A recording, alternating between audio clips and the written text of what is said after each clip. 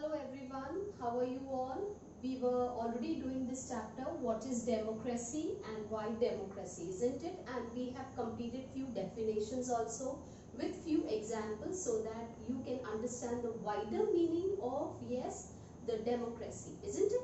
Now today we are going to study another definition which has got an impact on another example which we are going to study today. Okay? Now the definition of democracy, we had already read and studied that democracy is a form of government where the representatives are chosen by the people. Okay, there should be different choices to be given to the voters so that they can, yes, they can get a choice to vote. Okay, now we come to another definition. A democratic government rules within limits set by constitutional laws and citizens' rights. Now, what does that mean, children? Now, every country lays down the constitution. Now, what is a constitution? It is a set of rules and regulations which has been laid down even for the government which has come into power and even for those people like citizens of that particular country. Okay, so that is called as constitutional laws and rights and all. Is it clear? Okay, so now any government which is coming into the power, okay, now presently which government is there? BJP government is there. Okay, now that doesn't mean that whichever government is coming into the power, they can make their own rules and regulation and they can run their government in their own ways. Not at all. Okay, so there are some rules and regulations which have been laid down in the constitution, and according to that only the government has to, yes, work on it, whether it's a central government, whether it's a state government, or whether it's a local government. Okay, so in this we are going to study one example. So again I am repeating the definition. A democratic government rules within limits set by constitutional laws and citizens' rights. Okay, so there are some laws and rules and regulations which the government also has to follow and the people also has to follow. Okay, now under this you will come to know the rule of law and respect of rights. Okay, this is one example which is being given on page number. Now come to this page, children. Yes, this page is page number 39 of the old edition, and here we are going to study one example. This example shows that how much this is fitting this, or this is being fit and the definition is correct or not. Okay, now here you will find that Zimbabwe, okay, one of the African country, okay, it got independence in the year 1980, and in the year 1980s when it got independence, you will find the party called as ZANU-PF. Okay, it was being ruled by the party, and the president who was being elected, that president's name was Robert Mugabe. Okay, is it clear? Now when you see the book, children, you will find all these literatures which are there. Okay, so you will, when you are going to read the case study about it, you will come to clear it out, all the doubts and all which I am talking about. Now we are talking about Zimbabwe, which got its freedom in the year 1980. Okay, ruled by which party, children? ZANU-PF, the party name. Okay, and who was being elected? The Robert Mugabe. Okay, the name of the president was Robert Mugabe. Now as he became the president, children, he wanted to become the president throughout his life. Okay, and he never wanted to lose the elections.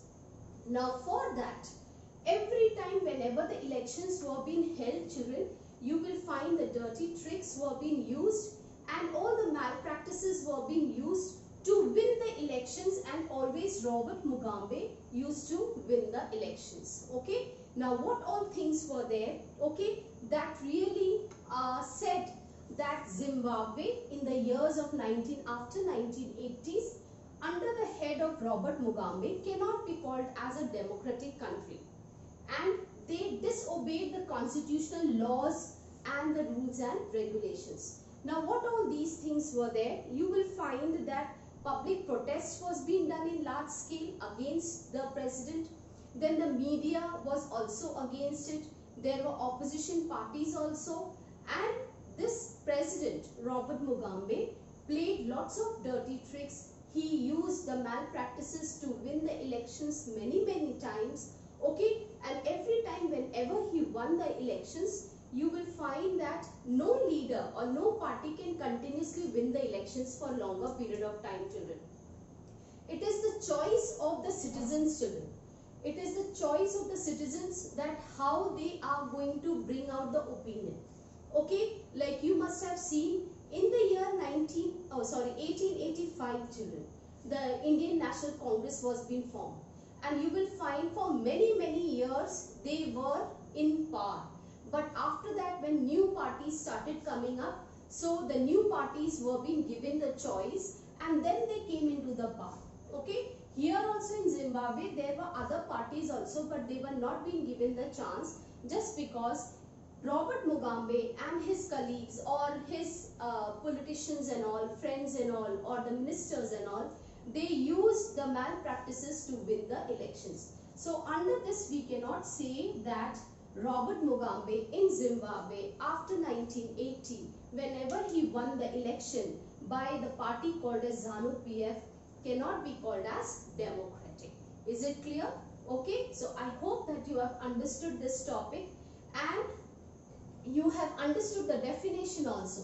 A democratic government rules within limits set by constitutional laws and citizens' right. Means any government which is coming into the power, they cannot, yes, by their own means to just to favor them or to favor the government, they cannot change the constitutional laws and all. Okay, and they cannot, yes, even the citizens' rights cannot be harassed. Okay, so it is very important to understand this definition. A democratic government rules within limits set by constitutional laws and citizens' rights. Is it clear, all of you? So we will write one question related to this topic and write one question here, children. Yes. Is it clear for you, all of you? Now write one question, children. Robert Mugabe under the party called as ZANU-PF in Zimbabwe can be called as a democratic government, can be called as a democratic government. So this is an example being given that there are many countries which do not follow the constitutional laws and citizens' rights which are being set up. And any government which comes into the power, they try to manipulate or they try to change or amend the constitution. Like you will understand the example of, yes, Pakistan, our neighboring country, Pervez Musharraf. Okay, when he also overthrew the democratic government, he declared himself as chief executive, and then also for next 5 years he declared himself as the president.